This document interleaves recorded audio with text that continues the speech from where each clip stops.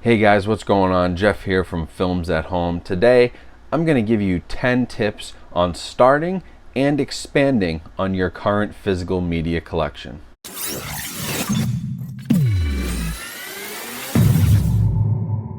Hey everyone, so thanks for coming back to the channel.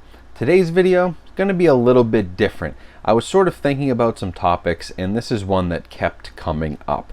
People always ask me for advice when it comes to expanding on your collection, starting a collection, buying Blu-ray and 4K movies. There's lots of questions that people have, and I think that by answering some of those questions, we'll be better off here to build a larger community and get more people into physical media. So that's what I'm going to talk about in the video today. Now, if you are new to physical media collecting, Blu-ray, 4K, home theater stuff, you'll probably want to subscribe to my channel. There's some great content on there, reviews and other videos where you can learn about this hobby.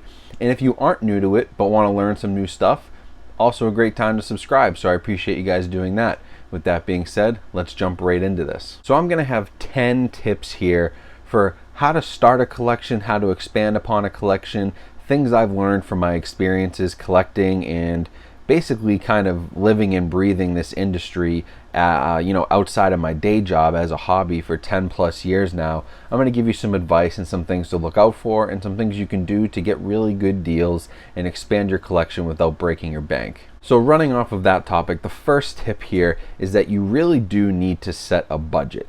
As with any hobby, you don't want to start spending way too much money on your hobby where it becomes a burden, right? We don't want the hobby to become a burden. We don't want you to go into a bunch of credit card debt or be struggling to pay your rent or your mortgage because you've gone so crazy into your hobby. You have to set a budget that works for you and your family, and you really need to stick to it. Trust me, sticking to a budget and really living by that is going to make the hobby more enjoyable for you. It can get stressful if you start spending too much and you're trying to pay off debts. It takes away from the fun that the hobby has, and it also takes away from kind of the hunt for the good deal. So I highly recommend doing a monthly budget and saying, hey, I will spend $150 on this hobby, whether it be home theater or it be Blu-rays, 4K, whether it be upgrading a subwoofer or a speaker, and you say, I'm going to spend $150 a month. And that's what you stick to, whatever the number may be. I do think it's really important, though, to set a budget and also make sure you save for those big purchases. I personally like to buy things outright in cash when I can, and I like doing that better than going to Best Buy and making them put me on a credit card for 24 months to afford that TV I want. It'll make the hobby more enjoyable if you do stick to your budget. Now, the other tip I have, tip number 2, is don't buy everything on release day. I say this in a lot of my reviews. If you want to pick this up on release day, you can get it for $20, $25. But the fact of the matter is that 99% of the Blu-ray and 4K releases out there will drop in price considerably within the weeks following the release, and especially within the next 3 or 4 months following the release. Great example of that is Jaws, the 4K release of Jaws. Now, I would have bought that on release day because I just wanted to have it and I've been waiting for it. And there's nothing wrong with that. But if there's a movie you don't think you need to have right away and you could wait on it a little bit, I suggest waiting. You're going to pay $23 every Tuesday at Best Buy for new releases. And if you waited a couple weeks, those new releases often end up being right around $15. And if you wait a few months, you can usually get them for $10. So if it's not a time-sensitive thing, I would avoid buying right on release day. That is almost guaranteed the highest price that you're going to pay for that title unless something crazy happens. It goes out of print, it gets pulled off the shelves for some reason. But like I said, that is the 0.1% of the time that happens. So for the most part, if it's not a limited edition, collector's edition, special edition, you're gonna be fine waiting on that a little bit, which will help you stay within your budget. Now, the third tip on my list kind of plays off that when we're talking about sticking to your budget and not spending too much for titles. One of the things that I've noticed is that steelbooks especially, if you want to collect steelbooks, it's a great way to start a collection. It can be a lot of fun. They look great on a shelf. It's one thing that when I was early into collecting, I did a lot of steelbooks. But the thing you have to watch out for is the resale market. you're going to go to Best Buy, and if you don't get there right at the opening or pre-order your copy for store pickup, chances are the popular steelbooks will be sold out. And once they're sold out, you'll start seeing them on eBay for $60, $70, $80, maybe even $100. And at that point, you have to be really smart about that, because if you spend $100 on a single movie, that could blow your budget for the month, where you could have bought 10, 15 other movies for the same price. The other thing is that resale market is often short-lived. Those steelbooks, a lot of the times, will go back in stock at Best Buy a few months later, or will be re-released if the sales are good. A lot of the Marvel steelbooks I saw, they go crazy. They go for crazy dollars. I have a Guardians of the Galaxy Blu-ray steelbook that I could have sold on eBay for like $150 a couple years ago. And then a new 4K release came out. That became obsolete, and now you get $20 for that steelbook, which is less than what I paid for it on release day. So just be really careful with the resellers out there. If you really need it and you think it's going to go out of print, that's the gamble you can take, and you can spend all that money. But I hate to see people spend $80, $90 on a steelbook, and then 2 months later it's back in stock at Best Buy for $15, and you've kind of thrown a lot of money away. So just be careful of that. Now for the fourth tip here, I would highly, highly recommend, if you're starting a collection or you want to expand, to buy used. There are a lot of great places you can buy used Blu-rays. Obviously eBay is one of them, but there's Mercari. That's an app sort of like eBay, but it's a lot easier to make offers, in my opinion. Sometimes it's even easier to sell if you're selling movies. Go to thrift stores, go to your Goodwill, go to your Salvation Army, go to your local thrift store. I have found some of my best Blu-ray deals at thrift stores, paying $1 or $2 a piece for Blu-rays, and occasionally now even 4K titles. Facebook Marketplace, flea markets, and yard sales. Check all of those places, especially if you're interested in, just expanding your collection with either DVD or Blu-ray. These places can be great for finding hard to find rare titles. I was just at a flea market last week, walking around with my mask on and everything, but there was a box of Blu-rays for just $1 a piece, and they're good titles. They were interesting stuff, and you can find that at flea markets because people, honestly, as they're moving to digital, start moving these physical media titles off to flea markets, off to yard sales, or they dump them off at the Goodwill, and Goodwill slaps a $2 price tag on it, and it's your win. So that's one thing that you can definitely do to expand fast, is buy either in bulk. Some people sell their whole collections. 100 titles, come pick them up for $80. You're paying like 75 cents a title. If you're looking to start a new collection, that's a great way to do it. And if you're looking to expand, definitely check out all of the used stores and the apps around you, and places like Facebook Marketplace and local yard sales. You can find some really good deals because people are moving to digital, and sometimes they don't realize what they're getting rid of, which is a great win for a collector. Now, number 5 here is one tip I want to give you for eBay and Mercari and a couple other apps specifically, but this has worked for me on eBay with great success. The one thing I like to do, I don't like to get into eBay bidding wars. You sometimes can snipe a bid at the last second, get a really good deal, but it doesn't work out for me most of the time. So what I do is, if I'm looking for a movie, I'll go to eBay, I'll search for used copies, and I'll search for copies and sellers that accept offers. Now the trick here is to find the seller that accepts offers, and you can make them an offer if you want to, but what I've found to be more successful is to click the like button on that listing and add it to your watch list. 50%, maybe even more of the time, if you add a listing to your watch list, the eBay seller will send you an offer. So say the Blu-ray's $10 and you really like it, you want it. Boom, you add it to your watch list. Okay, wait a couple of days, you may get an offer from the seller for $7, and they can send that offer to only people who have watched the listing. So you get an offer for $7, you counter offer at $5, they give it to you for $6. Realistically, you probably would have offered $7, they would have countered at $9, and you would have gotten it for $8. But because you let them make the first move, they can send you a good offer and then you can negotiate from there. And I tend to find that that's really the price people want to get things for, and it gives you a lower starting point to start your negotiations with those sellers who accept offers. So that's a nice little tip if you're buying on eBay, that you can do that and really find some great deals. The other thing I meant to mention about used Blu-ray and 4K specifically is that the discs are much more scratch resistant than DVDs. Always check your discs. If you're at a thrift store or you're buying from Facebook Marketplace or somebody, always open the case, check the disc. First of all, make sure the disc is there, and second of all, make sure it's not scratched. But the nice thing is, if you are buying used copies online, you can always ask the seller for a picture of the disc.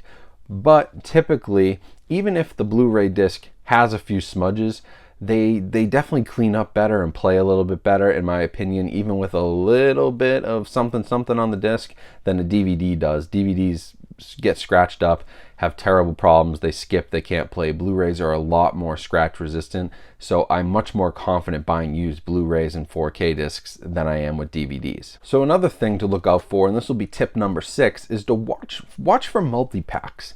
I see these a lot at Target, at Walmart, but also online, and you can get some really good deals. Here's one here. It's a triple feature. It's Any Given Sunday, Varsity Blues, and We Are Marshall. So it's sort of like a football-themed triple feature Blu-ray pack. If I bought these all individually, I'd pay probably at least $5 for each, if not more, and that would be a $15 investment. Now, if I buy this multi-pack, I got it for $7.99. So it was only $8, basically get it for half off. And if you can find these used, I found some really good deals. I got Final Destination 1 through 4 for like $7. I know I got the Dirty Harry movies, 4 movies in that set for like $7.99. You end up paying $1 or $2 per movie, but you can still buy them new in some cases, even for that price point. So keep a lookout for multi-packs, triple packs, box sets. Just make sure it makes sense. Don't spend $80 for a box set that includes 4 movies that you know you can buy for $10 a piece. Do your research. But in a lot of cases, if you can find a multi-pack like this for $7.99, $8, you're going to make out on that deal. Now, tip number 7 is a little iffy, but most people in the community do this, and that is selling your digital codes. If you don't plan on using the digital code that comes with most new Blu-ray and 4K releases, and you'll know if it has one, you'll open it up and you'll see a slip in there with a code on it. If you have that code and you don't plan on using it as a sort of digital backup, which I do a lot of times, I do use my digital codes to share with family, friends, but a lot of times what I do and what others do is you can sell them. And you can go to places like Bluray.com, which is arguably the biggest website out there for Blu-ray and physical media collectors, and they have an entire forum dedicated to selling those codes. You list what you have for movies, people send you private messages, they pay you through PayPal, you send them the code, done deal. You make $5, $6 off a standard HD code for a new movie, and for 4K codes, sometimes $7 or $8. So what that does is it helps subsidize the cost of your purchase. If you do want to purchase something on release day for $25, you know you can sell the code for $8. Really, the only cost to you is $17, and you can put that money in your PayPal account and put it back into your bank, or use it to buy your next purchase off of a place like eBay. So it's just one thing to look out for. It's iffy. You know, the studios tell you on the paperwork, technically, like, these aren't for resale, they're for limited use only. So I can't explicitly say that it is like 100% within the terms and conditions or not. I mean, they're saying not to do it, but Bluray.com and, you know, people sell them on eBay. They're being sold left and right, and Bluray.com is the biggest one out there. And if there was an issue with it, you'd think that the studios would obviously say something to Bluray.com, where they're running a public forum for digital code trading and selling. So I don't think it's as serious a thing. If anything, what it does is it allows you to make a little more and put it more into your hobby. So it's probably a win-win for everybody, honestly. Now, tip number 8, you need to track your collection. As your collection begins to grow, it'd be really good to have apps on your phone or on your computer, even just a spreadsheet where you track what you have and you're able to access that on the go. If you go to a a thrift store, a Goodwill, or you're out at a yard sale or a flea market, and you come across a movie. As your collection grows to 100, 200, 300, 400 plus copies of movies, it'll be hard to remember in your head, well, did I see that movie? Did I stream it on Netflix? Do I own it? I get confused a lot, especially as your collection gets into the thousands of titles. And so it's really important to track that and have it accessible so that when you go to the flea market and you see a title you think you need, you can quickly double check that, make sure you don't already have it, and then you don't end up spending money on duplicates, coming home, finding out you already have 2 copies of The Patriot with Mel Gibson, which I personally have done. I bought 3 copies of that movie. Those are hard to sell. Those are hard to resell because it's a popular, common movie. So I kind of got stuck with them, and that's what you want to avoid. So I would highly recommend tracking, whether it's through spreadsheets or through an application. Bluray.com, again, has a great app called My Movies. That's what I use on my iPhone. Tracks my entire collection. I can search my collection. I can search for other titles. I can also pull up titles that I don't own and check the prices on Amazon. It's a really cool app. That's the one I use and recommend, but there's others out there as well. But that's definitely an important thing to do as your collection grows. Make sure you know what you have. Now, tip number 9 here is that I really think you need to curate your collection for your tastes and for your space. I'm lucky where I have a room. I have a 3-bedroom house, and the bedroom that I'm sitting in right now, the 3rd bedroom right now, is for movies. So I have an entire room I can dedicate to holding my collection. And even then, sometimes I feel like I'm bursting at the seams. But if you want to have a collection of 1,000 movies, 2,000 movies, you really need to make sure you have the space for it and it makes sense for your house and where you're living. And you buy what you like. This kind of falls into tip number 10, which I'll talk about in a second. But if you have a very small room, or say you only have your living room and you can put a few shelves up, don't overwhelm yourself by buying too many movies and then you find yourself with stacks of movies on the TV stand, you got a stack on the floor, you've got a bunch sitting on the kitchen counter because you have no place to put them yet. It just becomes overwhelming and it makes the hobby less fun. You can't display them, it gets messy.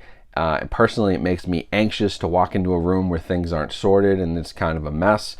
So I would highly recommend, staying within your means or finding a place. One thing that I did was I felt like the room that I'm in was getting a little too cluttered. And so I took a closet, I made a video about this, but I took a closet that I had a few odds and ends in, I cleared it out, and I moved some shelves into the closet so that they're sort of out of sight, but still easily accessible for me. I can easily open the closet door and show people my collection, but it decluttered the room a little bit. And so really think about that because it does you no good to have a collection that just makes you anxious and, makes you upset about your current situation.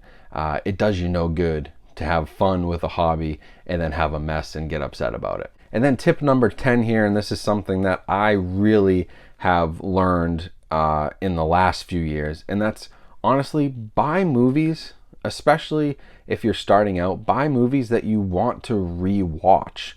I used to buy everything.